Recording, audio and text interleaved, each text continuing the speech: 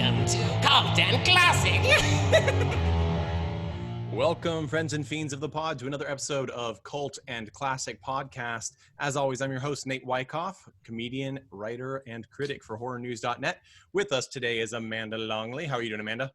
I'm great today. How are you, Nate? I'm good. I'm excited for this discussion.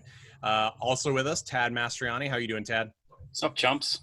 And with us, as usually, always, sometimes on every episode, Jeff Tucker. How are you doing, Jeff? What up? I've been told I have a big head. Yeah. Wait, I have a big head. I've been told that. That was my wife told me that very early on, and I was not. I was already aware. Okay, so this week's theme is family. All in the Family is the theme, and we have Goodnight Mommy, the very fascinating and well-received Austrian film by Severin Fiala and Veronica Franz. That's from 2014. And opposite that, we have Head of the Family, which is a personal favorite cult flick of mine, directed by Charles Band, of course, head of Full Moon Video and Trancers, 1984, he directed and wrote as well. And the story is actually by Charles Band, as many Full Moon Video ones are, but the script is written by Neil Marshall Stevens, who wrote a fair amount of big budget theater release films like the 13 Ghosts remake in 2001. So first up, Goodnight Mommy. So like I said, this is a well-received film. Just a note to anyone, if you're interested in seeing this film, it's a pretty solid production and you like kind of psychological indie gritty horror films, spoilers will affect this. So there are spoilers here. Skip ahead 45 minutes to Head of the Family if you don't want to experience that. But we're going to get right into it. The plot of Goodnight Mommy is two twin brothers, probably about age 10, right? I would think somewhere around there. I'm not good with ages, but they're kids. 12, something like 12, that. Yeah, somewhere around there. They're not quite teens yet. They're preteen. They're old enough to skin a cat. You know, so 12. 6, 5, my family 2. I don't know Yeah. how old it is. Yeah, so they are at a rural, very nice, super European, mid-century modern house like they only have in Europe and only ever seem to show up in these indie films. They're there and their mom comes back from some sort of surgery with bandages all over, and they start to get convinced that she's an imposter. And it's not really their mom, even when the bandages come off and she seems to look pretty close to their mom. The twist ends up being that there is only one brother. The other brother died under circumstances that we'll discuss because it is open to interpretation. And the remaining brother, through guilt or some schizophrenic break, is imagining that the other brother's still alive and that the mom won't acknowledge him. And the result is the burning alive of the mother, presumably. There's some question on what really happens in this movie, which we'll get into, but that is that's the gist of it. Okay, so first up, let's do Tad. What'd you think? All my time at the video store watching foreign films, this reminded me how many films I watched that had this style, where I'm like 3/4 of the movie way through, I'm like, what the fuck's the point of this movie? And then the ending happens and I'm like, oh, now the whole movie makes sense, and I'm probably never going to watch this again.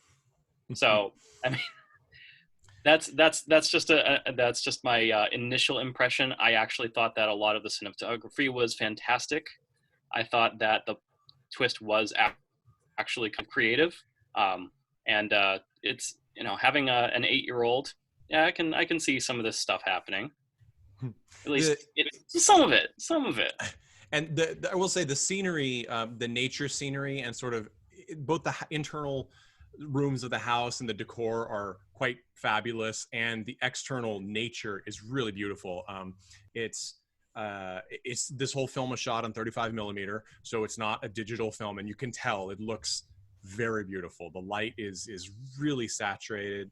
I guess before we move on, just to kind of, although this film is subtitled in English and other languages, but it is not in English, so I won't play any clips, although there's very little dialogue in general throughout this entire feature. You could probably fit it on a couple of pages. I'll play just this clip from the beginning when the boys are running around outside with the ambient music they use to kind of give a vibe, because I feel like it sets the whole tone for the movie right away.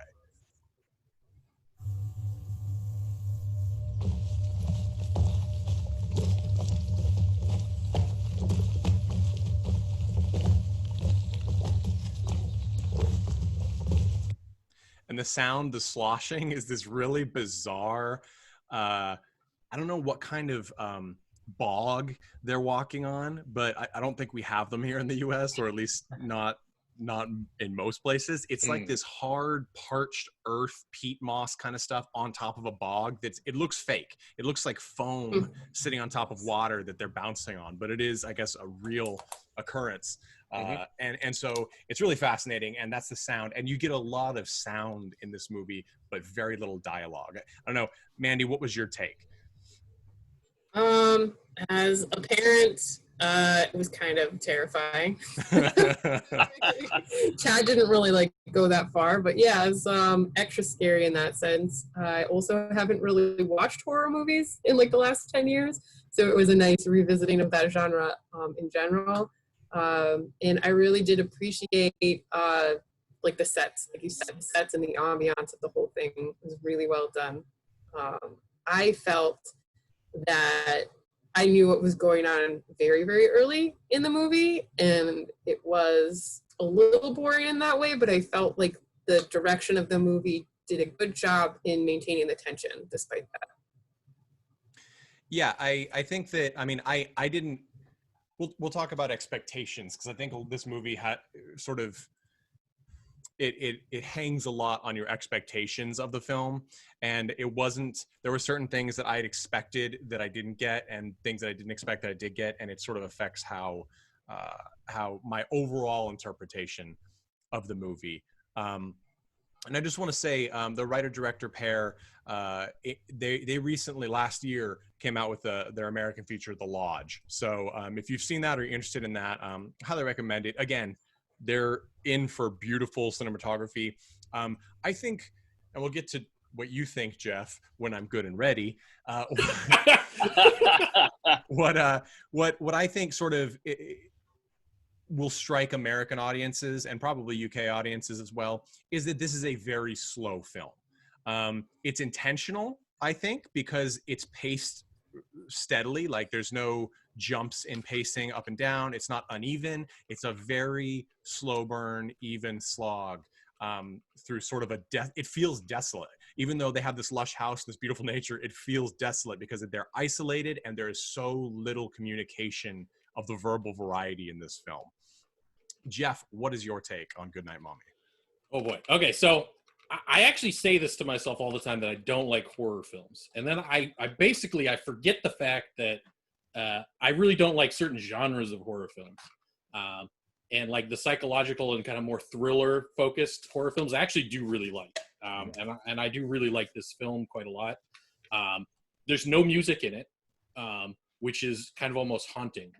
That clip that you just played of the kind of the noise of it's the just bouncing. ambient tones. It's all ambient tones throughout the whole thing. They walk through a crypt with bones, and it's just you just hear crunching of the bones, and it's it was weird that they never brought that place back, but it was just this really creepy spot.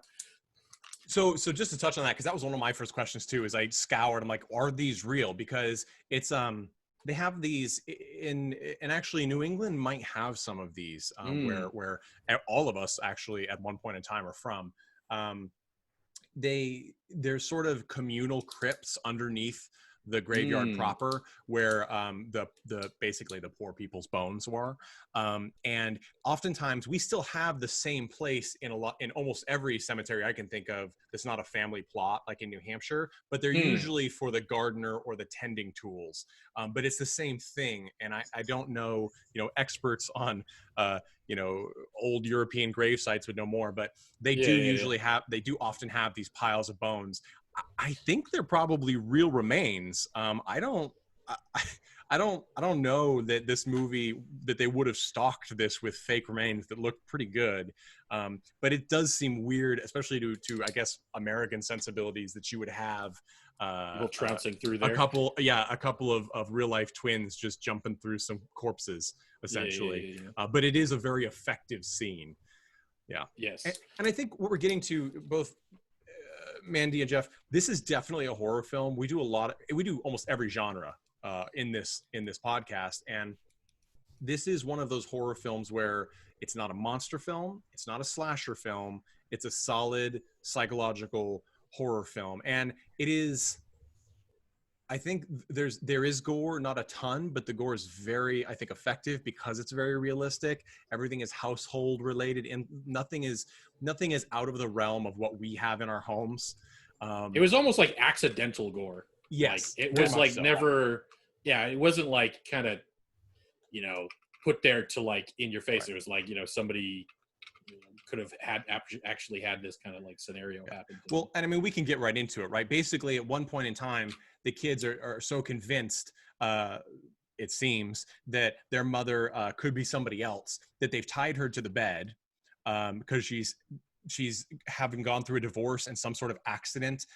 You never really know if the accident is related to her surgery on her face or not, because she's also just gone through a brutal divorce. So it almost looks like she had lots of face work. She'd been touched by an angel. And that sort of head wrap. But I think my guess would be is that we're supposed to probably assume that it was related to the accident that we ultimately find out killed the other brother. But they tie her to the bed, and at one point in time, two super bossy Red Cross members come to try and seek donations, and I'm like, wow, that would not fly in the U.S. I don't know how. I need to look at how much power Red Cross has in I guess Eastern Europe, because they just barge right in. There's no one in the house, like no one's here, but the door's open. They're wandering around, calling out, and then there's a couple of kids, and they're like, "Is your mom home?" They're like, "No." And like, "Well, when will she be back?" I'm like, "Today." And they're like, "Can we wait?" And they're like, okay. And so they just start doing their business, sitting around at the table for an eternity.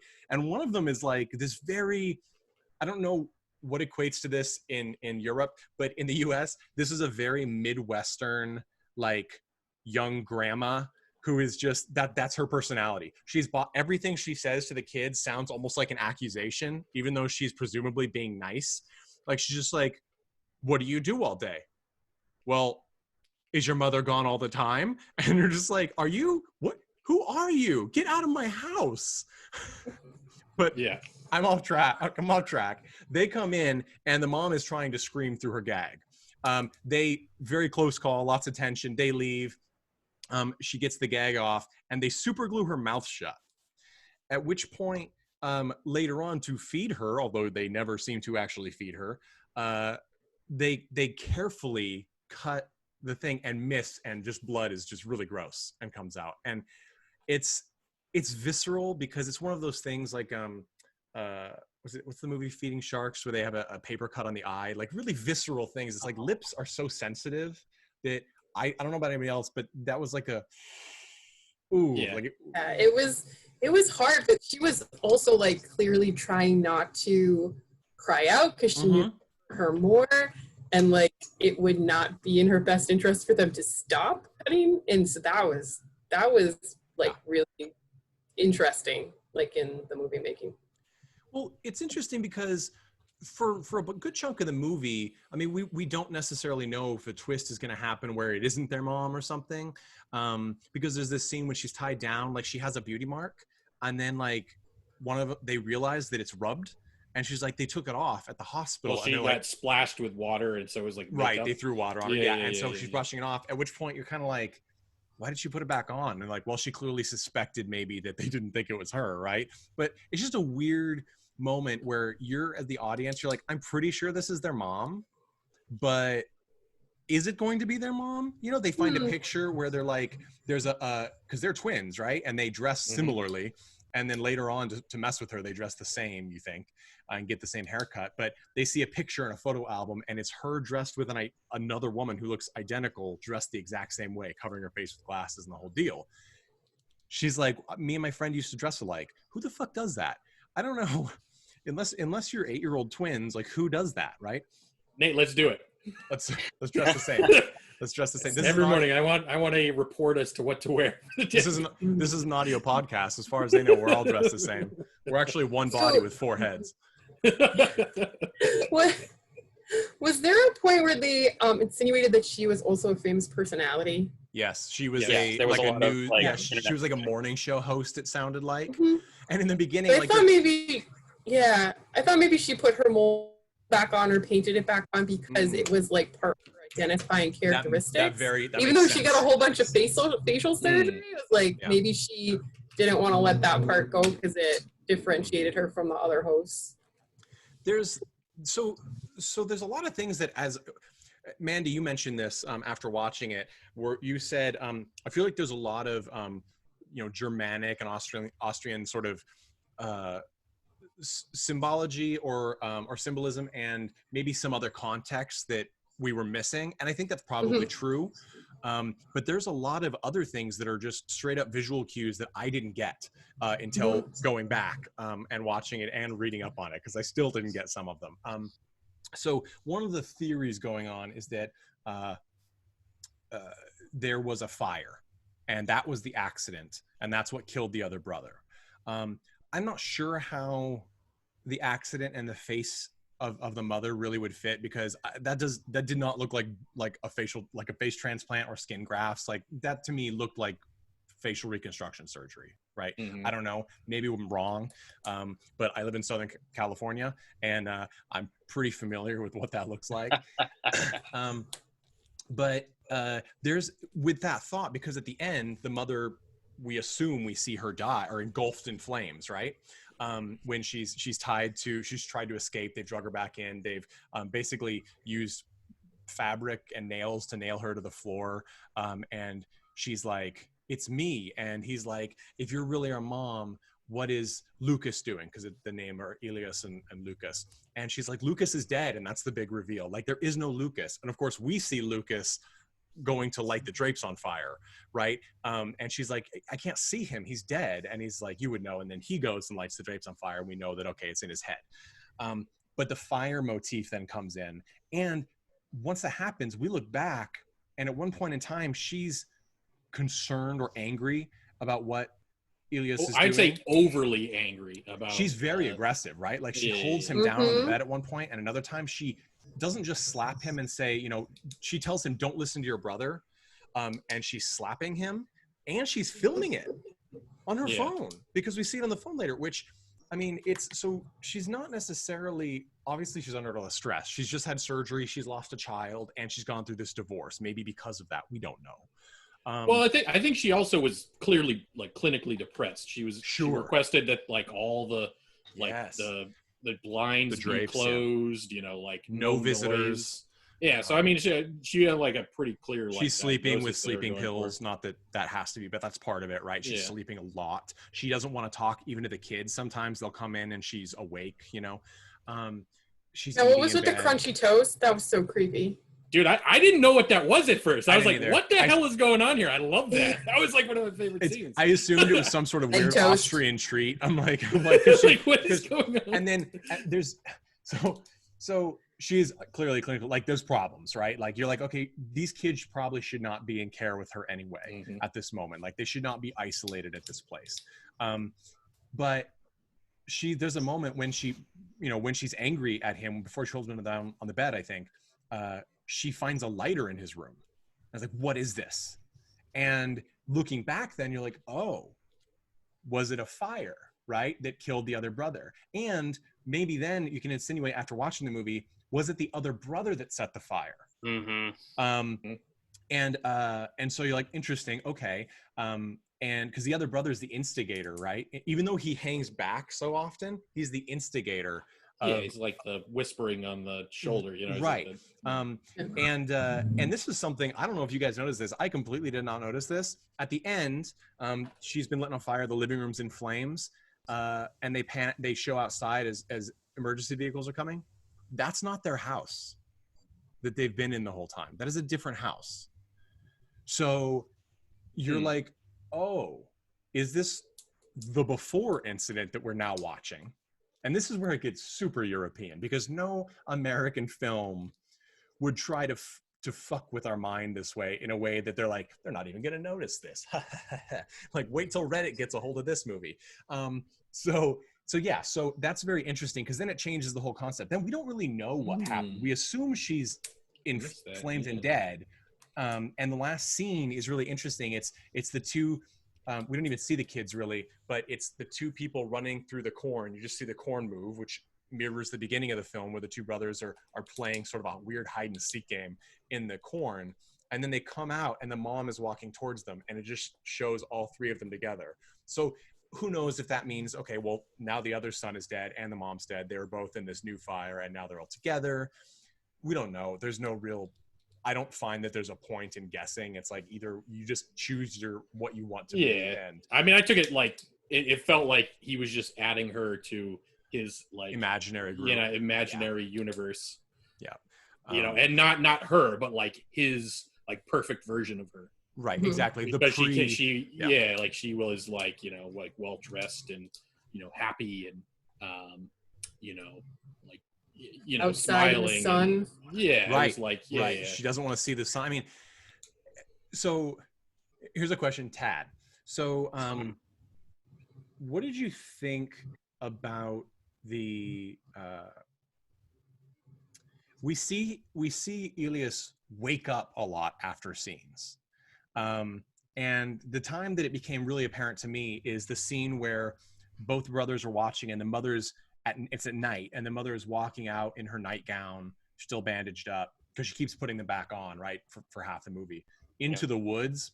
And then she gets into the woods, strips naked, and then she does this spooky head thing, which we actually did in a short film. The spooky head thing. I was like, hey, I remember the spooky head thing. Tad himself did the spooky head thing in a short film we did.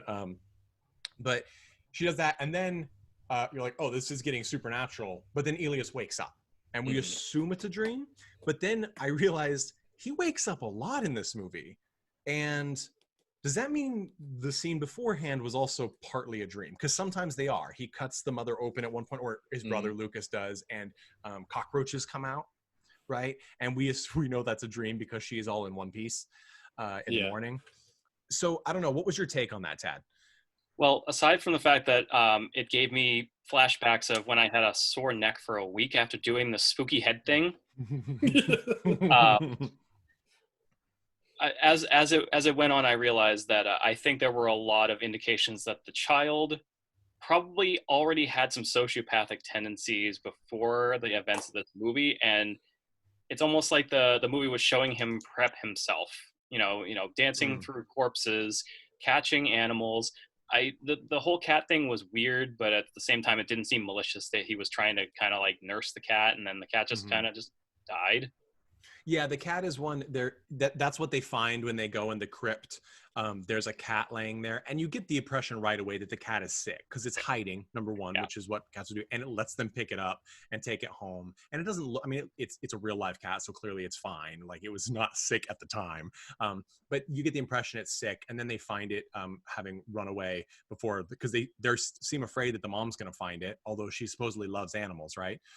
Which is one of their cues, like. Anyway, he dies, and then they do this weird thing. We're gonna go back, but they do this weird thing where they put, as like to get back at the mom or to somehow trigger her, they take an aquarium they have for whatever reason, put it. Oh, it's the aquarium that all the cockroaches are in, because the kids have these hissing cockroaches as pets, and there's like hundreds of them. That's just disturbing. And they empty it out. And then they put the cat in what we assume is formaldehyde, some chemical, because I assume it's not gasoline. It would have evaporated. The mother would never leave that in the house. But it's some sort of flammable liquid, and they put the cat in it. And the cat is just, the corpse of the cat is just floating in this thing.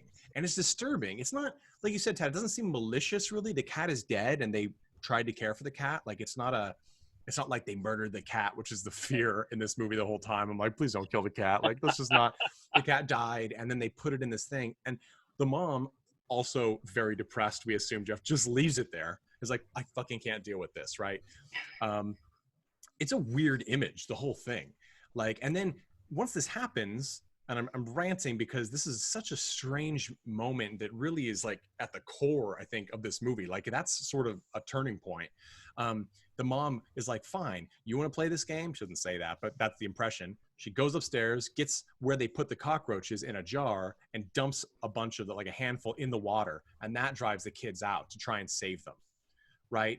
And it's a weird thing because, one, we've been told that she loves animals, and well, some people wouldn't say cockroaches are animals. They're big enough to be able to tell when they don't want to drown. Okay, I don't know what you're saying. So that's a weird moment.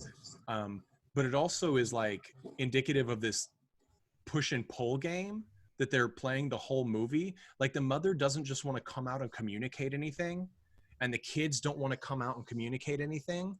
And so what happens instead is it just gives, Ilias free reign for his other self, his brother, to sort of start guiding events. And the mother's sort of checked out, and her erratic behavior, which is clearly different than what she was before all this happened, is just driving that on. And you just watch it get worse and worse. And it has such a feeling of discomfort as you view it. Mm-hmm.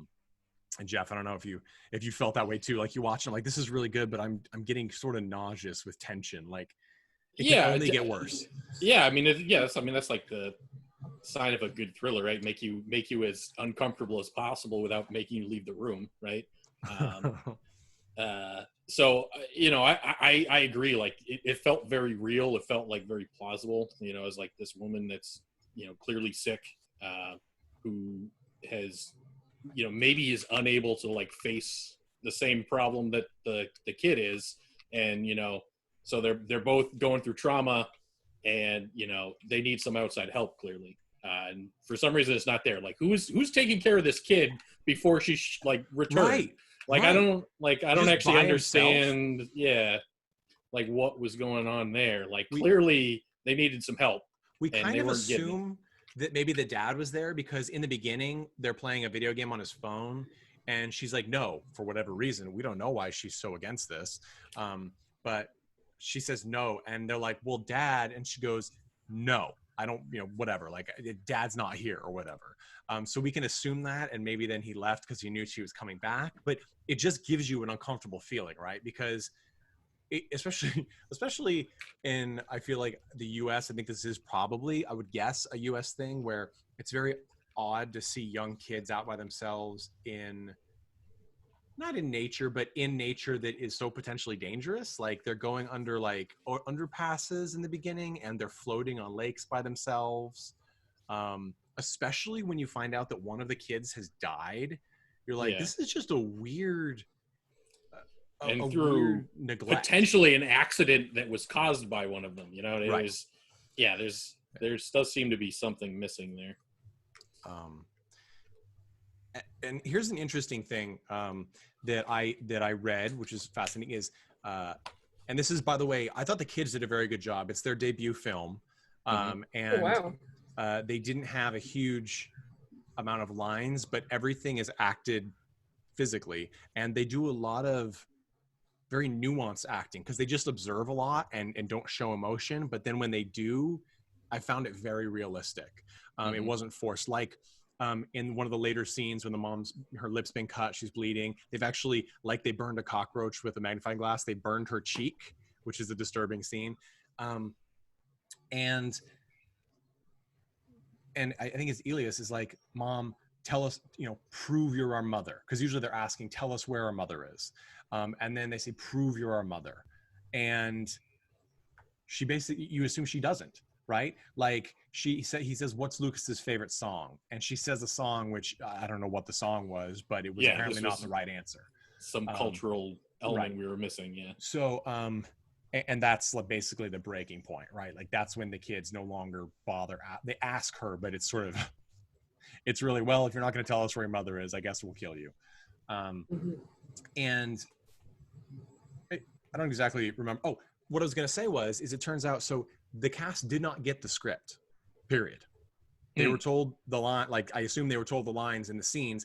And this was fascinating to me. And I think that this is probably had an interesting effect. This film was filmed sequentially.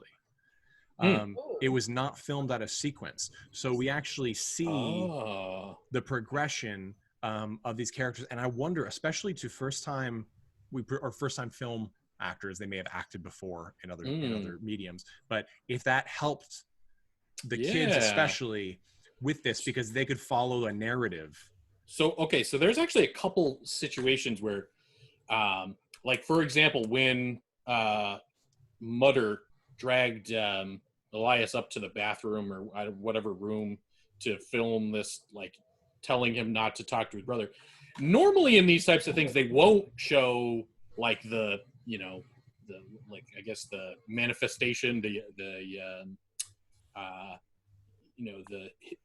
hallucination of the other character, but he was outside of that room, like slamming on the door. Right. And that was the perspective that we had, which kind of like almost is like a way of saying like, this isn't how that movie is played out. Like there was just certain things that they did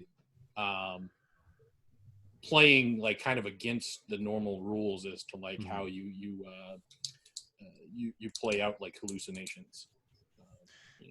I think too, Fight Club rules, you could say. Yeah, Fight Club rules. Well, and there's a lot of other films, and everyone that comes to mind is a foreign film, so maybe that's part of it, except for Fight Club. I saw one. If you go on IMDb, it's always interesting to see other people's opinions. So I like doing it before coming into a discussion like this. And one is, somebody said this is strikingly similar to the Korean film A Tale of Two Sisters. I think it's from like 2003, 2004, somewhere in there. I love that film. And I would hazard to say it's actually not like it at all, except for the fact that it's about siblings and one of them is not there. But that's, to me, that's actually a trope, especially with twins, that we get when we have twins in a story, or siblings in a story. There's a great 90s Two-Face comic miniseries. I can't remember if Alan Grant or Grant Morrison, I can't remember who wrote it, but it was fantastic, where Two-Face ends up having had a brother that died in a fire, and that's the nasty part of his brain. There's some great things like that. The idea that we're seeing the hallucination side of it, so it's tricking us into thinking that what the delusional character thinks is real. We see that in High Tension, the French Hot Tension, which is a phenomenal film, and sort of like this, but with a really gore slasher edge, but a very good, very disturbing film by Alexander Aja, or Aja, I don't know if he pronounces the J, but one of the new godfathers of gore from a few years back. Really, really fantastic film. But they do that as well. And that brings me to my one complaint, I guess, with this film. And I did enjoy it. I'm glad I watched it, but I waited a long time to see this movie because the trailers and the imagery they chose to go with, like the poster and everything, is very strong, very well done. I was actually a little disappointed with the resolution because it was actually more pedestrian than I kind of thought it might be. And the reason I say that is because the idea of someone actually taking over, trying to usurp the life of another person, to me is less trod on than the sort of fake out, this person's not here, or this person can't see this person, or that sort of thing. Not that it's a bad step. It was totally well planned out, I feel, and I feel like it was a strong payoff. But to me, the idea that if we had actually been brought around to, yes, it's the mom, and then it turned out not to be the mom, because we have, frankly, every indication that the kids have is pretty strong.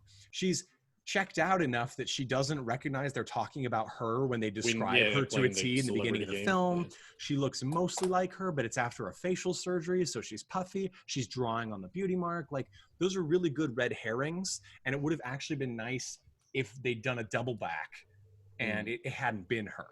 And also it would have been interesting because maybe there just could have been something a little less pedestrian than a delusional person. That sort of disappointed me a little bit. It reminds me of the film Guillermo del Toro produced, which is a great film, The Orphanage, another foreign film, of course. It's not that the resolution and the film wasn't great, but when it turns out that it's haunted because kids were killed, you're like, well, okay, yeah. I mean, I go see horror movies. I kind of expected that would be the case. It didn't break my expectation. So while I was surprised to find out that Lucas was actually dead, and it was fun piecing together, I think the intricacies of the details of trying to piece together what actually happened adds a great deal of interest. But the actual reality of the situation itself was less interesting than a potential situation. And I feel like there are films that fall prey to that. You know, it's very clever, but it wasn't as interesting as what I was hoping. I don't know if anybody else had a similar vibe. I mean, I kind of get where you're coming from on this one. Like now you're playing my role of rewriting the film. Yes. This one was, and maybe I don't watch enough of this type of film, so that this didn't feel redundant to me, or didn't feel like it was earned. But like, I don't know, like there's like a lot of things where you're like, oh, a mother couldn't possibly act like that. Like, why would she drag her son into this room and then like tell her not to talk to her brother? Like, you couldn't possibly have a reason for doing that. Yeah. And then it comes through that it's like, oh, okay, that kind of makes sense. Right. She doesn't do it well, but there's like a nice thing. Yeah, but it's like it makes sense that she's like, okay, I don't know how to deal with this. You know, just stop. You know, stop talking to your brother. Like he doesn't exist. But like, I don't know. I thought there was enough stuff in there, like enough details and enough things that I think it works. Yeah. And like, I love that there's no music in this movie. The sets were amazing. The sets were stunning. And you really, like, if you think about it, you go to like a producer and like, yo, I want to make this movie. Okay. It's going to have 2 kids and a mother. There's going to be almost no dialogue. I'm not going to put a soundtrack over it. We're just going to have these 2 children just carry this whole thing. You know, it's just like sold. I'm gonna buy that. It's just like it seems implausible, but I think that maybe is the beauty of foreign film is you know, the gates to entry are maybe a little bit less. They don't need the movie to perform as well to you know, to have it go. What's interesting to me is as you said that, I wonder, this movie is of course beautiful and film is expensive in general to shoot on, especially compared to digital, but I feel like they were able to do so much with so little. Before we do these, I always make cheat sheets, right? Which have, you know, a little bit of background on the cast and crew. And I love movies like this because it takes me, you know, 5 minutes. Because there's a couple of other people in this film, but really it's just the 2 brothers whose actual names are Lucas and Elias. And, that was the creepiest thing in the whole film. I know. Why did you name them the same? Because you didn't just happen to find 2 twins that were the same names as the twins in your script. Well, they wrote their names onto the script for some reason. It was probably easier. They could respond to their own names, and it felt more natural that way. Yeah, maybe. Or they were lazy. Who knows? It's just creepy. Just feel bad for the kids because they get older, they'll have the same names in there. There's this movie. Yeah. Oh, look at you, little killer. You delightful little killers. It reminded me when you said that, though, I'm like, you use what you have, right? And obviously, if you have access to something like this beautiful house in countryside, like, you're going to use it if you're smart. And I always think of, whenever I think of that, I always think of David Duchovny or Duchovny. I never know how to pronounce his name, but he's a director. He's worked a lot with Full Moon Films and Roger Corman and such. We'll get into Full Moon Films again with the next film, but he's done several sort of family films, and they take place in the same house there's been sort of, quote, I guess you would say, sexy movies and gay themed sexy movies in, and he reuses it because it's a beautiful house with a great, you know, pool yard, like a yard with a pool and front yard and all this stuff. Totally understand why he uses it again, but it's funny because in that case, you see the decor is identical to each of the films. So like if you watch, and both of these have been done by Riff Tracks, which is, I will hazard to say, the only way to really watch these because they are tough to get through otherwise, is there is a wooden statue, like a sculpture that is essentially 2 tines on a piece of like smoothed wood that are sort of like legs, and it has stiletto heeled red leather or pleather boots on it. And it's bizarre to see a kids movie or a family film where no one is addressing this insane sexualized sculpture of wood. Just a side note. I mean, but that's on a similar track to like the set in this movie. Mhm. There was some pretty crazy artwork on There the wall. is. It's a great You know, house, right? Like I It's would an burn awesome someone alive for that but house. it's like very ominous Yeah. artwork. These shadowy figures, almost like, are they really there? Are they not? Like, Mhm. are they? Are they family portraits of some sense, or just artistic statements, or like what? They're very mysterious, and they're everywhere in the house, and they're looming large over the play of the actors themselves. There's it makes me think, like if you look at it's sort of like the 2019 Best Picture winner Parasite, you know, the Korean film. The house is beautiful, and that house, this one is like that on steroids. It's so modern, but it's also mid-century modern. There's curves. The two kids are sitting together at one point near the beginning, having like a burping contest in these clear lucite hanging bulb chairs in the living room, right? Like, I mean, it's so bizarre. They're like Christmas ornaments that you sit in, you know what I mean? And it adds something to the film that if they just filmed it in an apartment complex, which you could do, the script doesn't require any of these accoutrements, you know, it wouldn't have had the same effect, because it is someone I know said this about the film Road to Perdition with Tom Hanks, and I think it's true. Every single frame from this movie could be framed and put on a wall. It's beautifully composed, and the quality is very high. And I think that adds to this sort of, you get lost in the picture, and it carries you even though what's happening on screen is very slow. And I say slow because I think it is slow. I think that there's a lot of, it's not filler, but it forces you as the viewer to pay attention to the most minute details, because you sit with these people in silence for minutes on end. I don't know. There's no distractions. Yeah, and it's sort of like yoga. My wife is a yoga teacher, and I said that way, just like sit with it. Don't, if your mind drifts, bring it back. And I'm always like, my ADD brain is like I'm trying to plan my next, 2 weeks out, in every 30 seconds that I sit there. Tad, I don't know, like you said you had a hard time because it's very sort of indicative of those late 90s, early 2000 indie films that were so the rage for a while. They were the rage, and I'm not going to get into the rant on how I think The Science of Sleep was the most bullshit film I ever watched in history, because it did the same tricks, and the resolution was equally as infuriating to me. Actually, no, it was way more infuriating than this movie. This movie actually had a resolution where I was like, okay, so the moral of the story is the kids burn the family, and then they get to be reunited. Yay!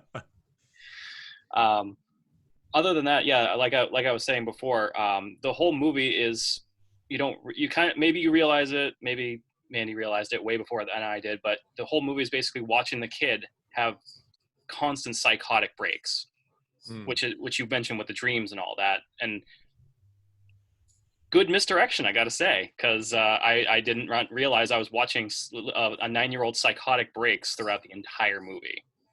And I mean, we've seen films like this before. It is exactly what we said. It is a huge misdirect. It's the same thing that jokes the world over, or at least mostly the Western world over, utilize, which is we're paying attention to something else entirely, and so we miss something that has a lot of cues along the way. Identity was a sort of more Americanized example of that, right? Like we think that it's this serial killer killing all these people, and then we find out that it's literally one personality killing other personalities in the head of a madman. So it's spoiler alert. So it's it works. And I think this film, Jeff, I think you're right. I think the details make the difference here and elevate it from something that's a one-trick pony to a film that we could have a much longer discussion about. Absolutely. Yeah, I mean, I think without the details, like the whole film is just a boring film watching some kids, do psychotic things. But there are it's like a ping pong, right? Like, I think these really good, like, you really like give like two options. It's like, oh, are the is this really their mom? Like, clearly not. She's not being very mom-like. And then, oh, these kids are doing psychotic things. And then, oh, then mom's not being very mom-like. And then, oh, these kids are being like psychotic. So it's kind of you bounce back and forth between these two ideas. Oh, is it really their mom? Are these kids crazy? Is it really their mom? These kids crazy. And then the final thing is, oh, the kid's crazy, but there's only one of them. So you kind of ping pong back and forth between these two ideas. And then there's a third idea that they introduce. And it's like, oh, yeah, everything that happened previous to this makes perfect sense. I think that there were maybe enough clues that you could kind of get mostly there. I don't think you could maybe say for certainty based on the clues of there's like that sweet what spot the result was. where it's like you get enough that you don't feel cheated, but you Yeah. didn't get enough that you got super bored unless you're a genius like Mandy. But Exactly. well, here's the thing. The biggest clue is the one that they open the film with, right? Not the song. It opens with a song in German. Good. I don't know what the song is in German, but it ends with "Good night." And then it shows before the mom gets home, right? The kids are just doing stuff. They're floating on the lake. They're going in an underpass. Well, one of the brothers always goes ahead and leaves the other one. And that sort of, then you're like, oh, okay, one of them has moved on and somehow. And then of course you find out, but it's the reflection that brings that to light. It's not an obvious moment. We've forgotten because of all this other shit that's happened. I also want to say, I think if you listen to this without seeing the movie, it can very easily sound like these kids are, where it turns out to be just Elias, is a mad person and none of this would be realistic. But I think that the scariest part is that it's just the next step from those kids' pretend play games, right? Those imaginary games. Like if you think of the beginning, to make it literary, if you go to the beginning of, The Adventures of Huckleberry Finn, right? The kids are all in this boys only club planning to essentially murder the grown-ups and take all the stuff. And it's play. It's still disturbing, I think, to read, but it's sort of like, of course, they're not really going to be pirates and pillage and plunder and whatever. But that's the play. And this is one of those things where this kid is just, he's doing that. And then he actually does it. It's that one step that takes you there. And it's just another one of those films that makes you terrified of children in certain ways. And I think that the lack of communication is what's key, because things are happening, but no one is acknowledging them between each other. And it allows this insane event to happen. That's correct. Yeah. Well, okay. So I'm going to wrap this up. Mandy, would you recommend this film, and to who? Oh, I would recommend this film. As we've talked about already, it's absolutely beautiful. I think that the actors that are in this are very talented, although they are new. I would recommend it to, anyone that likes psychological thrillers or is looking to become interested in psychological thrillers, because I think it's a good example of that. I would have liked to see more breadcrumbs kind of sprinkled, pointing the finger in both directions at the kids and the mother being an imposter. But I think that they did a really good job. All right, Tad, your take on this. I'd recommend it to parents because this is a fabulous family movie. Absolute love-in. Well, Jeffrey, who would you recommend this film to, and why? Yeah, I mean, I guess to those that are like me and are like, oh, I hate horror films, and then we're reminded of this genre that's more about the kind of the psychological and mental kind of torment that's actually really interesting rather than kind of going for shock value. And yeah, I mean, I think it's a lovely film. I think just for the sets, man, just see. I assume there's just Austrian countryside and buildings. Just go for that. There's a street that they clear out in one scene.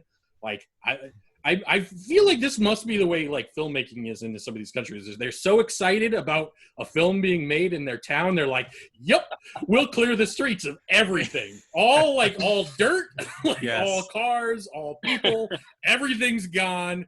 Shoot your movie."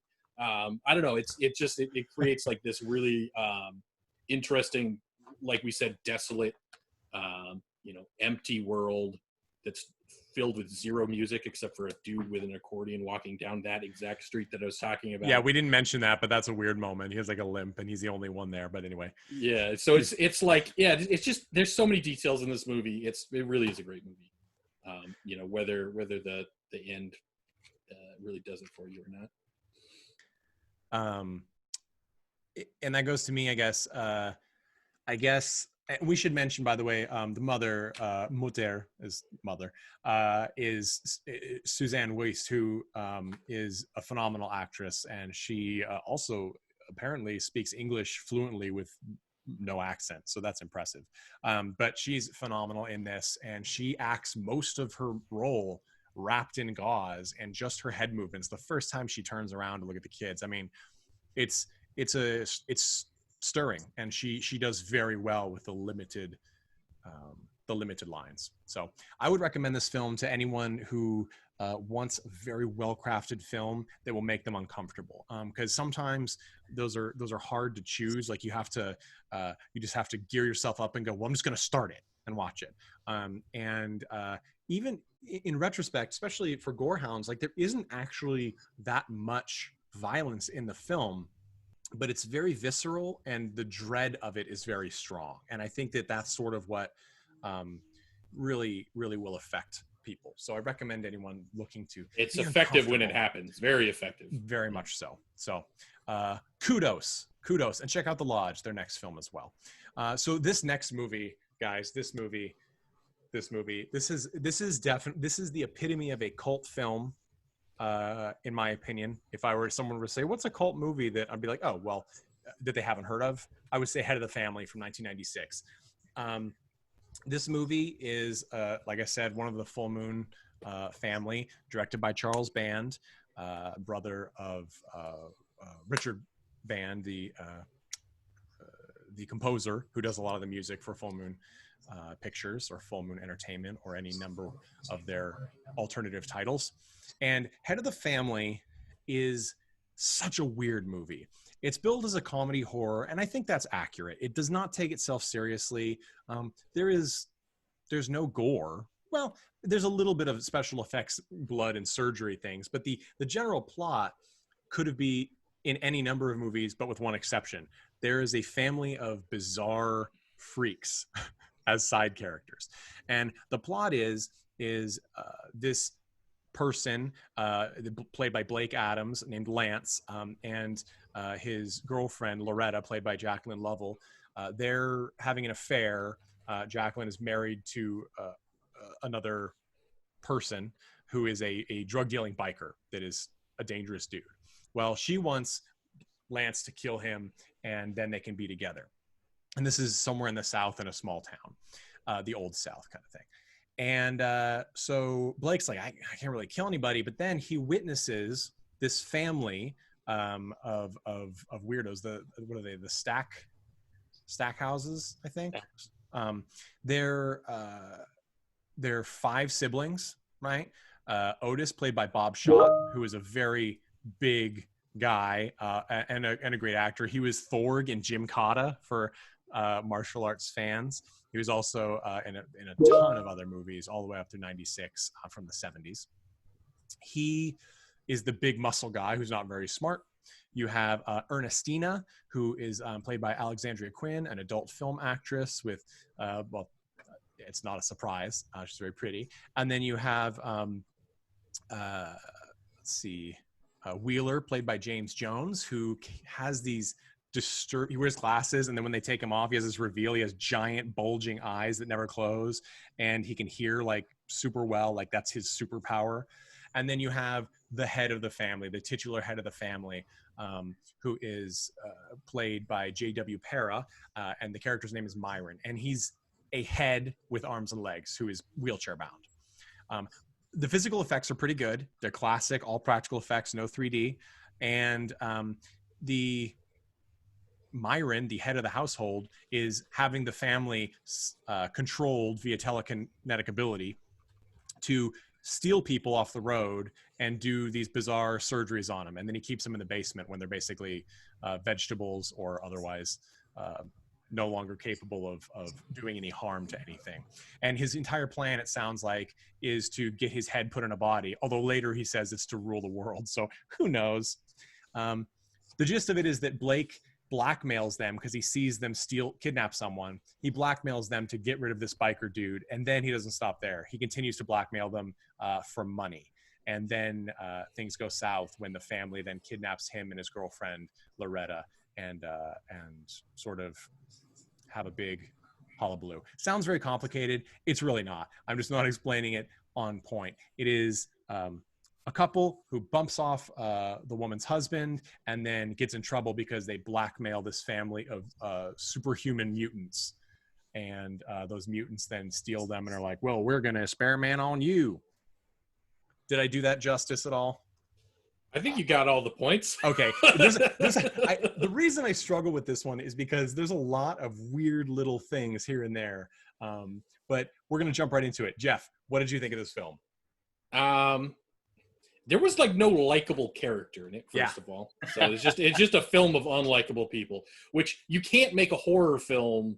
Like, it's not a horror film, first of all, but you can't make a horror film without a likable character because you have to have somebody that you're like, oh, I don't want these horrible things to happen to. So it's like all the characters are like, they get mutilated, whatever. They're all fucking terrible. But I thought the interplay between the big head and the other asshole that was like our main character, I guess, was interesting. They do this weird thing though, where he's like the other asshole is like not smart. Like everybody's like constantly being like, oh, you're a dumbass, but like he's very clearly intelligent. Like everything that he does is like, you know, it really is like a battle of wits between the big brain and this guy. You're talking about Blake, the blackmailer. Yeah, Blake. Yeah, the blackmailer. Lance. Blake Adams. Lance. Sure. Yeah. Lance. Yeah. Anyways, so I don't know. I thought it was interesting. It's just so weird when like you have a movie like this where like the tension is supposed to be built off of you liking somebody and not wanting them to like die or like, you know, you want some side to win. In this case, it's kind of like everybody's horrible, so I don't care. Interesting. So here's my take on that. I actually don't think they are all terrible. You're totally right on that. But I don't think you have to have someone to like, sort of because it's a morality play. And you know what it plays out to me is it plays out like a Tales from the Crypt episode. In those episodes, your main character who you're following is usually a bad person. And they usually get their comeuppance. It's more, instead of you have somebody to root for, you're waiting for someone to get punished. And that's the flip side of the coin is it's more like they have to have their due. Tad, what's your take on it? All right, now we're in a movie that's much more up the cult and classic alley. So I was going to say the same thing Jeff said. I thought that the dialogue between Blake and what's his Myron? Yes. I thought the dialogue between them was fantastic, and I feel like Myron was the only one that a script was written for, and everything else was just ad-lib, which you know me, I love that. I love if a actor can really ad-lib well, I think it works better than a script ever would. It's one of those things. I looked at this and I got the vibes of Bad Channels just from sort of the visuals. And the fact that I definitely prefer a movie that has a lot of over-the-top characters in them. It really keeps me engaged. I had so many moments where I was just like, what is the point of this? Right. Like 30 minutes of the movie goes by and I'm like, what is the plot of this movie? Well, let's start with this because I'm going to play a clip. And this is between Blake, who is, for lack of anyone else, the protagonist of the film, right? He's the one he's trying to best Myron and this group of siblings, because they're all siblings, and Myron says they're actually from the same egg, right? They're supposed to be twins, but nature had something else in mind, and they all became these weird superhuman people, which he controls. So this is when Lance has figured out that he can blackmail the Stackpoles, that's the name, the Stackpoles, to do what he wants, which is bump off this guy. He goes in and he's excited because he owns or runs, I don't know if he owns it, but he runs this diner, and he goes and he talks to his one staff member that we see regularly. This sort of regular diner lady. Like she's probably played a diner in 30 movie, a diner waitress in 30 movies. And I would hazard to say she's the good person in this film, the one person. You're correct. Here we go. This is her and him. Well, where in the hell have you been? I ain't seen you since the day before yesterday. Not to worry, Susie, my dear. Oh, we're at my backside. Me and Ray been running this place alone. Shoot, Lance, I thought somebody was sprinkling lime on what was left of you. Well, I just had a little business to attend to out of town. Very important business. It's gonna make all the difference. Everything's gonna be peaches and cream from here on out. Perfect timing. See, that's exactly what I was looking for. Lance, don't you mess with them stack fools. Mess with them? I ain't gonna mess with them, huh? It's business. And the actress playing Susie is Vicky Skinner, who's been in a handful of movies, probably most interesting Fugitive Rage in 1996, right before this film, I believe.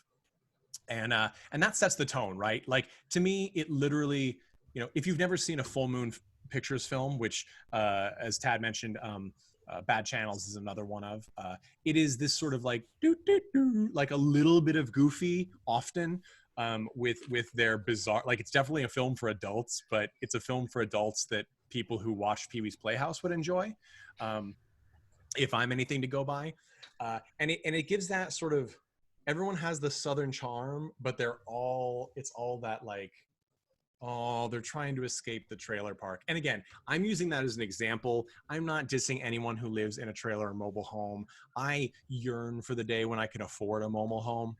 Okay, so I'm saying that right now. But that's sort of the vibe of that. And the quality of the writing is sort of on par with that. Some are pretty good lines, others are just okay. Tad, I see what you're saying. Some of it's pretty stilted though, so I think it was written down, but I don't think people had a great amount of time to memorize it. I may just be guessing on that. Mandy, what's your take on this film? I really love the tone that was set by the opening credit music over the house. Yeah. Is my audio okay, by the way, because my connection is It's okay. It's a little choppy, but we'll make do. Okay, great. My computer keeps warning me that it's not great. So anyway, I really love the opening music just being like just so goofy. And like the still shot of this house, I think is supposed to look ominous, but honestly just looks like a house in Massachusetts to me. It does. I'm like, that could be my neighbors, and that's not that creepy. And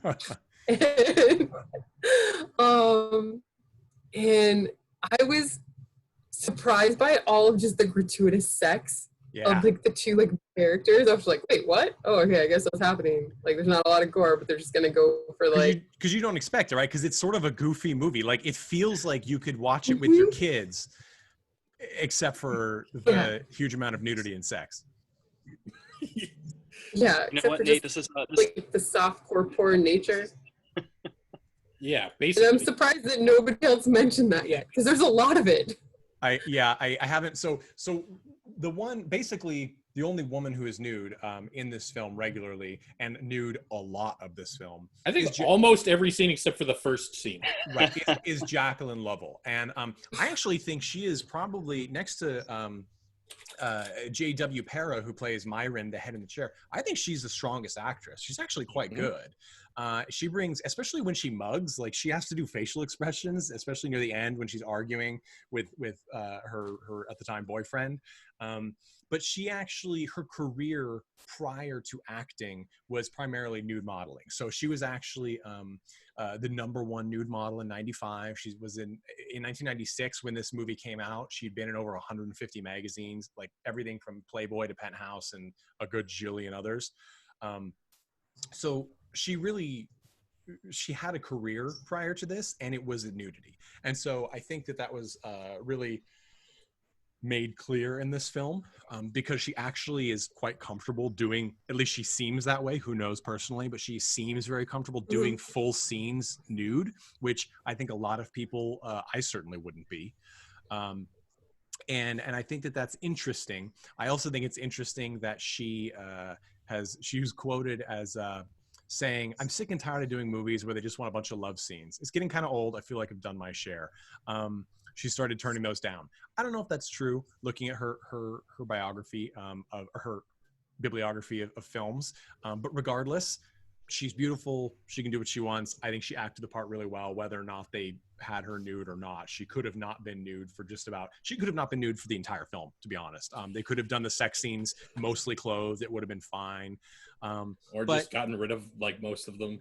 Well, there's sort of the goofy humor, right? Because when they're planning what to do about her husband, her character and Blake Adams' character, they're doing it literally while they're having sex in the break room or in the storeroom of the thing, and it's comical, right? Because they're having sex on a prep table or something, and then it's just shot like a typical scene. There's a master shot and then 2 over the shoulder shots, and they're both just bouncing up and down at many points, clearly not even next to each other. Like, it's, and that's not to say that the sex isn't sort of realistic. Like, I have to say, at least in this film, when people have sex, at least their parts are lined up. Is that weird to say? Because so often, especially in like theater films, I'm watching, like, why even have a love scene if they can't even be in the same like time zone? What is happening here?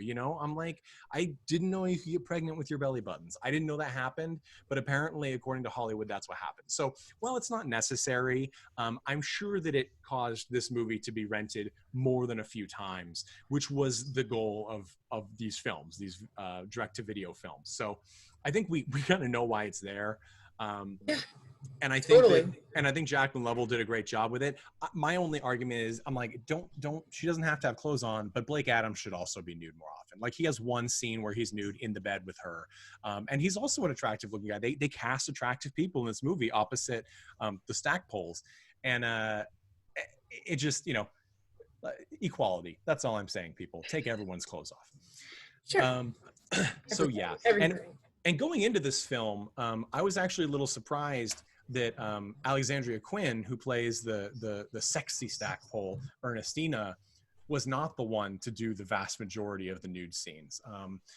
Not that she has to, but she's the one who is a really prolific adult film actress. I think her last one was in 2012, My Mommy Bangs Brothers 2. So Nate does his research. Here's the thing this is the best part ever, and I love her for this. I know I don't know Alexandria Quinn personally, but it made me so happy to be going through her really, really like massively extensive adult film list. And then her third from last one in 2010, she was the voice of Twisting Girl in Scooby-Doo Curse of the Lake Monster. That made everything worth it. And I respect her, because if I had a chance, if I were an adult film, I would then want to be in a Scooby-Doo movie. And that's not even a joke. It sounds like a joke. That would be super awesome to me. No, so that's how you butter Nate up, is have anything to do with Scooby-Doo, and that's Totally. it, you're sold. Totally, Like me absolutely. and Ninja Turtles. Ninja Turtles, and interesting you mentioned that, because according to the makers of this, I don't know whether it was, I assume it was Charles Band who said this, but the films that inspired the feel and vibe for this were in fact Ninja Turtles. God damn it! And I know every single time. How does this keep happening? Because Ninja Turtles is unbelievably brilliant, but it was inspired by the Munsters and Ninja Turtles, and that makes sense because the Munsters, like. The Stackpoles clearly have that Munster vibe. I also am pretty sure that there's a Hills Have Eyes vibe here, because the Hills Have Eyes, for anyone who hasn't seen that, or the remake, which is quite terrifying and uncomfortable, very well done. Also an Alexander Aja film. We mentioned him last time. I think, it's about a town of presumably nuclear mutated people who hunt people who travel cross country through their desert. Very disturbing. Michael Berryman was in the original, and I met him. Very interesting guy. So back to the point, back to things everyone can relate to. This movie is super goofy. It's intended to be sort of, I think, a late night Showtime sort of movie. It's got a lot of nudity, but it also has some comedy. And, if you get tired of the sex, well, it's got weird, freaky monsters in it. This is the movie that My Mom's a Werewolf wishes it was, but couldn't be. Sure. Yeah, in My Mom's a Werewolf, the sexual perversion is just implied. And this one, it's actually tamer because it's so in your face and out in the open, I think. Let's listen to the scene. And we've mentioned this, but J.W. Para, who plays Myron, the head, who has tons of, I mean, he's more makeup effects than man. He does an awesome job, and his voice, I think, sells it 100%. This is him explaining to the character of Lance, when he tries to blackmail him, their whole deal. There we go. Holy shit, them some big eyes, brother.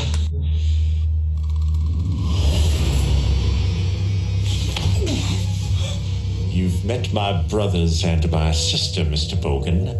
I don't believe we've ever met. Well, I kind of figured I'd remembered if we had. No doubt. My name is Myron Stackpool. I'm pardon the expression, the head of the family. As you have perhaps noted, we Stackpools all have our peculiarities. We're quadruplets, you know, all born from the same egg. Theoretically, we should be identical, but, well, strange things do happen. No shit. Do you know what you're looking at, Mr. Bogan? Escapees from a freak show? You're looking at a unique biological phenomenon. 4 genetically linked beings, each endowed with a share of normal abilities, enhanced to almost supernatural proportions. Otis, many times stronger than any normal man. Wheeler, with eyes sharper than an eagle's, ears like a fox, nose like a hound dog. Ernestina, well, I hardly need tell you about her special powers. As for me, well, yes, I should say so. So that, I think that's a great, I mean, yes, of course it's all exposition. There's no question about that. But his voice is phenomenal, and I actually, and maybe this is me being ridiculous, but before this, I actually had to look to make sure that he wasn't perhaps a person with some sort of physical deformity, because one, I wanted to talk about it if so, but also they played it pretty well. They gave just like, hey, you're a head with arms and legs, and you have to operate an motorized wheelchair, and he played it like that, right? He uses his arms to do the wheelchair, and then his head is there, and it seems just as uncomfortable and difficult to maneuver as you would expect it would be were this really his body, right? J.W. Para, he did a few movies. Most recently, unfortunately, it was 1998, Kra, the Seer Monster, which is kind of a great film. But I want to mention that, interestingly enough, you might recognize on this podcast the last name Para, P-E-R-A, because he's married to Penny Para, who is the casting director for Batteries Not Included, and Cocoon and a gajillion other films. She is an incredibly prolific and fantastic casting director. So everything really is tied together here in Hollywood and the surrounding film empire. So let's talk about this, right? I don't know, one thing that made me, first off, I want there to be a sequel to this film. This film really could have a sequel. And the reason I say that is because there's so much that's not really explored. Like, we know the Stackpools have a lot of money. Apparently they have resources like oil and other things on their land. That's why Lance wants to blackmail them. And Myron's, like he said, I need a body. Like, obviously he's tired of being, like, he actually has those stabilizers on his head to sort of brace him against the chair, right? His head is too big. He wants a body. So he's doing these experiments on the people they capture. And in the basement, as mentioned, there's a dungeon. And the dungeon has all the people that have essentially been lobotomized. There's so much here between Myron and each of the siblings that have their own shtick, that you could do something with this idea beyond, because really they're ancillary. They're not the leads. They're ancillary to Lance and Loretta, the couple that's trying to screw them out of money, right? And I don't know, that to me, when I first saw this film, was a little surprising, because it's almost like if if the framing story was the movie about the Princess Bride, and the in-between, the actual film, was about the grandpa trying to get his grandson to go to sleep, right? Like, it seems a little backwards. I don't think it doesn't work, but I wondered if anybody else felt that way. I mean, I can see where you're coming from. I was expecting there to be like more monster in this movie. Yeah. And like I said, I didn't mind it. I mean, I think something to mention that's really, I touched on it, but I think the effects are quite good in this movie. Myron obviously is the standout. I mean, he's the only one that really has heavy duty makeup on, but I'm curious to see what this setup looks like when Para's not in the head suit. Because I assumed that they had some sort of large applique that they then put on, and you could probably remove it. I don't know. It probably took a while. Maybe not RuPaul time, but somewhere halfway, and it works. Something else I was kind of surprised about is that because we've talked a little about the humor in this movie, right? It's goofy. I'm not usually one for really goofy humor. Like, yes, I love Coneheads, but it's more on a thematic level, and some sight gags. This one, I really thought it was funny. I especially thought the play scene near the end, like up to the climax, was actually quite hilarious. So the setup is that Lance and Loretta have been captured. Loretta, of course, actually didn't know anything about this blackmail, really, we assume. Like, she just knew that Lance was like, we're going to have money and I'm going to show you a life you've never had before. And aren't you glad I killed your husband? Well, she gets kidnapped and Lance gets kidnapped by the Stackpools because they think, destroyed Lance's ace in the hole, which was he had the whole story about how they kidnapped people written out and sent to a lawyer who, if he disappeared, then they would, he would bring it to the media. Turns out they found out who it was, killed the guy, took the letter back. So they're all captured, but they can't kill Lance because Lance says that he had another lawyer with a letter that said, hey, if this lawyer goes missing, then you bring this to the authorities. And that goes back to Jeff. Even though the Myron is like, you're an idiot, you can't possibly compete with my intelligence. He kind of is, right? Like, we don't even know if he really does have another lawyer. I think it's skeptical. He probably doesn't have another lawyer, but it's plausible enough that Myron's like, God damn it, I have to do this. So he's like, fine, I will torture your fiance Loretta until you tell me who this other person is, which may or may not exist. And to do this, he has there's a theater in their house, and he has the lobotomized patients of his experiments performing a play of the execution of Joan of Arc. Joan of Arc in their house. And Joan of Arc is, of course, played by Loretta, hilariously, in my opinion. And she has a little like collar that electrocutes her, that he can use a button on his chair to shock her when she doesn't read her lines. And so basically the family is sitting in the audience. Blake is there, who, by the way, he's in his boxers or naked. I think he's just in a box, but we don't really know. But he's in his boxers or whatever, being held against his will. And these people are delivering the lines very slowly on stage. And Loretta is reading these lines in the most ridiculous, goofy, like Southern, ditz kind of way. And her facial expressions and the whole thing she's reading it, I was laughing. I actually thought that was a funny moment. And let's listen to this part where she's reading and getting zapped. Here we go. I know no rightful king, save my own king of France, Charles Vi. Ow! What? I am reading it. It's not Vi, it's V-I-I, Roman numeral 7, Charles the 7th. Continue. Lance, this is all your fault. Ow! Okay, Charles the 7th. And I know nothing of covens or of intercourse with Satan. I do as my God commands. How do you like it so far? The retard's doing a better job acting than Loretta. Don't worry. I'm sure she'll get into the spirit of it as the drama unfolds. Enough of thy blasphemies. So, I mean, aside from the really inappropriate use of the word retard in this day and age, which does fit the characters though, right? Especially since he's talking to people who have severe physical deformities. Just watching Jacqueline Lovell's face as she's supposed to be responding to Lance is hilarious. Like they didn't give her a line in reply to his, they're better actors than Loretta. She just has to make this face, and I thought it worked totally. Like she really is chewing scenery in this, which is appropriate because it's ridiculous. She's like nude in a tiny little nightie, being like drug around by people that are supposed to have their brains cut out. So this was my favorite part of the movie, and I thought it was nice because I feel like there are very few moments in films where every member of the principal cast is in one scene and has a role to play.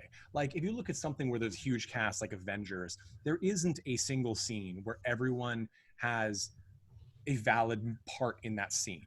I mean, you could argue that some of the stack pools are just there as window dressing, like Ernestina doesn't really do anything. And she kind of does, right? She's doing the lights or something like that, or the curtains. But it doesn't, Loretta, Lance, and Myron and Bob Schott's character, the big guy, are all doing something actively in that moment and playing parts that all work towards progressing the plot. And I think that should be applauded because it just doesn't happen in most films.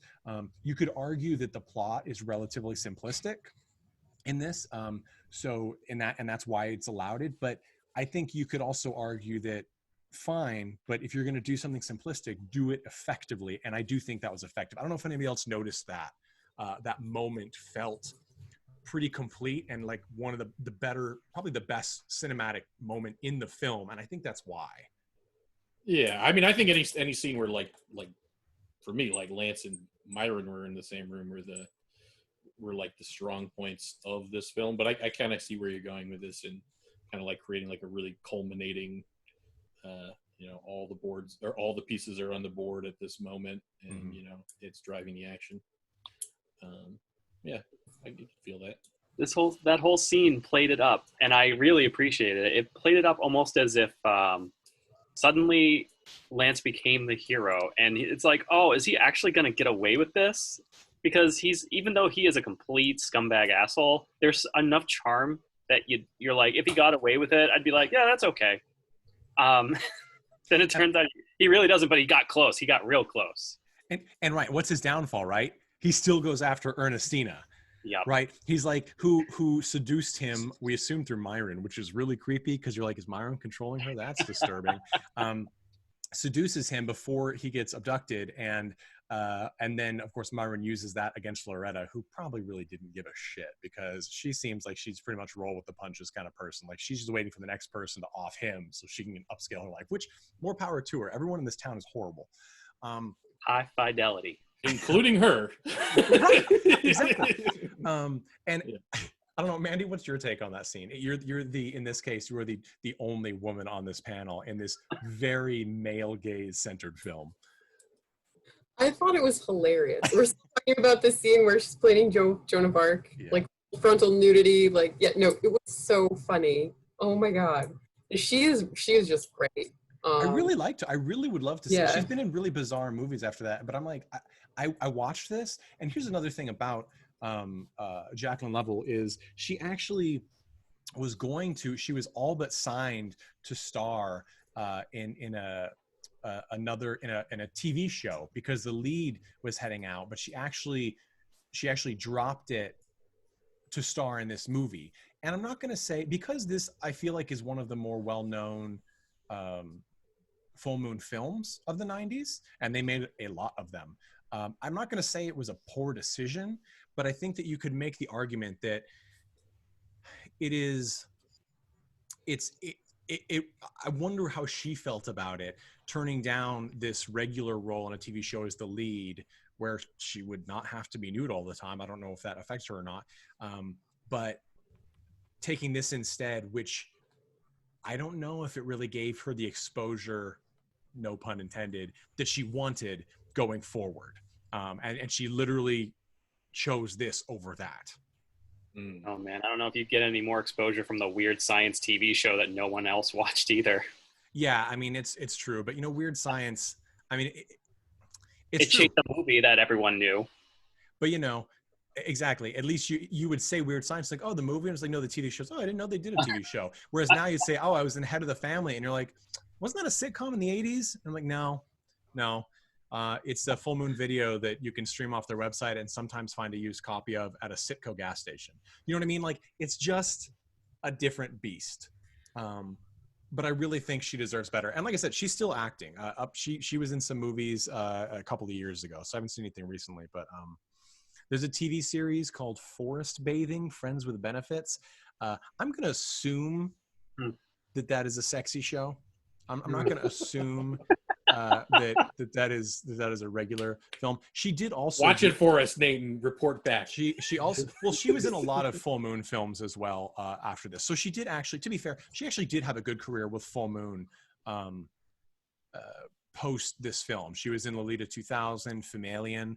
I think she's in a sort of soft reboot called Fumalians of that one as well. Just for Full Moon fanatics, it's well known. So she had a career with this. I'm not saying she didn't make, a decent job, but I think that it is hard to.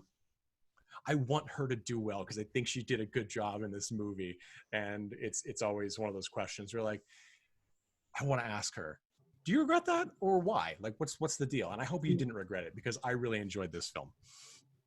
She missed her chance because it was only a few years after. She could have been Rogue.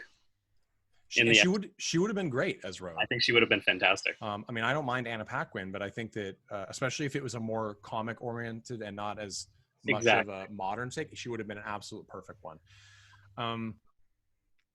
The other so we didn't really talk about the ending of this film, right? So they light the pyre on stage because Lance is like, no, I'm not going to tell you, it's my only bargaining chip. I'm like, all right, well, she's going to get burned. So they light the fire, and then Bob Schott's character Otis, the big guy, is like, pretty girl no burn kind of thing, and he breaks from Myron's control and runs up and rescues her, right? He takes her off stage and runs to the dungeon basement where he flips the switch. I don't know if that's supposed to turn off the sprinkler, the fire alarm. I don't know what it does, but it causes the entire house to go up and burn. And we assume everyone dies, but we don't really know. And Otis and Loretta are outside, and Otis is like, pretty girl, and she's like, yeah, thanks buddy. And he's like, pretty girl, and then she gets the idea, and we literally see her getting the idea because that's how they've developed this character, that you're the last Stackpole heir, and they have all this money. And so then it shoots forward, and they're getting married by some justice of the peace or lawyer or something in a room, and she's like, see, aren't you happy? And then she's laughing, and he's like, laugh, it's fun, this is good.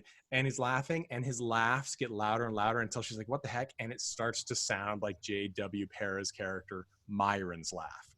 And I don't know if anybody else caught that. So it's it's clearly supposed to be this, like I said before, Tales from the Cryptian twist where Myron did get his body. He's now in the body of Otis, and he's married to Loretta, who also had a really gross seduction scene where she's trying to seduce Myron as the head in the chair. And I don't know about anybody else, we know he's not really this disturbing looking head in a chair. We know this, but it's still gross because they did a good job. He's got liver spots all over. You can see veins through his pallid scalp. He's kind of drooling out of the corner of his mouth just a little bit all the time. And she's trying to seduce him. And then they give him, he of course he knows what she's doing, and he's messing with her as it turns out, but he puts his tongue out, and they do this thing where they have a like fake 1.5 foot long tongue that goes and cups her breast, which is just nauseating. And I give her props for that because I don't know, I can't imagine if I'm watching it on screen and I'm like, gross, which is of course supposed to be the effect. I can't imagine actually being in the room while that's happening. Like, I don't know if anybody else was like, gross. Oh yeah, definitely. Yeah. That was my wife. My wife's like, oh my God, why are you? Nate made me do it. Yes. And it just gave me those memories of searching the internet and finding, insane like Japanese videos of like live action hentai where it's like, they actually had a poor woman having sex with a giant rubber octopus. Like, really? And you know what? Fast forward to episode Cult and Classic podcast 112. I'm sure we'll review it. Yeah. So can't wait. So anyway, at the end, we get that sort of come around. Like, everyone's terrible, but Loretta doesn't get off scot-free. You know what I mean? Like, she's just married the head, although now he's like a 7-foot tall strong man who is also presumably smart. We don't really know. He could be limited in that. We also don't know if he's the only one that's alive for real or what. It doesn't matter. But I would love to see a sequel. Sort of the like Teen Nick plus Drake and Josh version of True Blood, you know, like it would just, I would totally watch that. I'd buy the season. Yeah. So I think we've about got there between these two films, which are clearly so closely related, because in the end, in life, it's all about family. Jeff, who would you recommend Head of the Family to, and why? Yeah, I mean, as somebody who's in for kind of a silly good time, like I love the contrast between these two films. The first one has no music in it. The second one, literally the first note is like kind of classical music with like some fart sounds kind of slid in, so like you know exactly what the film is about. Yeah, I mean, it's a good time. I mean, I just wish that they had given me somebody to root for. If you have, you know, a battle between two characters, it's more fun if you can root for somebody. But yeah, You're such a Pollyanna. Just kidding. Right. I'm just kidding. Next, I'm done. Mandy, who would you recommend this film to, and why? Oh man, if you wish there was more monster movies, then you should watch this. It's true. Watched all 3 Addams Families and then all of the Munsters. And this. I gotta have more. It's like, Yeah, you're like, I should stop, but I'm just gonna have that one more movie. you know, yeah. Tad, what about you? So, if you are a fan of 90s movies that feel like 80s movies, this is a great movie. Yes. And also, if you need even more titties in your sort of comedy horror movies than there usually is, then this is also a great film. And if you want to hear some banging Carolina accents. Okay, and here's the other thing too. I want to mention, Literally banging while they're doing the accents. My wife always mentions this, and it's totally true. I mean, yes, Ernestina is played by Alexandria Quinn, who's an adult actress, and her breasts are fake. But shout out to films that have people's real body. And Jacqueline Lovell is, you know, she's natural. She doesn't have implants, as far as I can tell, like very, very much so. And that's always nice, I think, to see in these movies, because so often we do get the people who, as Maria Bamford said, you know, my neighbor got breast implants, but she's in porn, so it's for work, it's deductible. You know what I mean? We get that sort of like, this is your profession, and I know just by looking at you. That's not a read. It's just, if I saw a guy talking stocks in a business suit walking around, you know, Times Square, I would assume he was a stockbroker, right? That's what we see. We don't see that in this film, so kudos to that. That leaves it to me. Who would I recommend this film to? To echo everyone else, I would recommend this film to anyone who loves the Addams Family and wants to know what would have happened if Skinemax bought it and did a soft reboot at 11 o'clock at night on a Sunday. That's what this movie is, plain and simple, and it was a great time. I would love to see that sequel. And just as a note, follow Full Moon Video. They did kickstart a whole bunch of films last year, including a new Subspecies movie by Ted Nicolau, who did Bad Channels. If you enjoyed that on our podcast, check it out. So yeah, that's it for this episode of Cult and Classic Podcast. As always, our clips are used for review purposes only, and the rights are retained by the film owners. And if you would like to hear any of our music, it is by The Chud. You can visit them at facebook.com/thechudband. Keep an eye out for our upcoming Patreon and follow us at cultandclassicpodcast.com and subscribe wherever podcasts are found. And please, if you enjoy our podcast, leave a review at iTunes Podcast, Apple Podcasts, Google Podcasts, anywhere there are podcasts, there are reviews, and leave reviews. My name is Nate Wyckoff. Have a great day.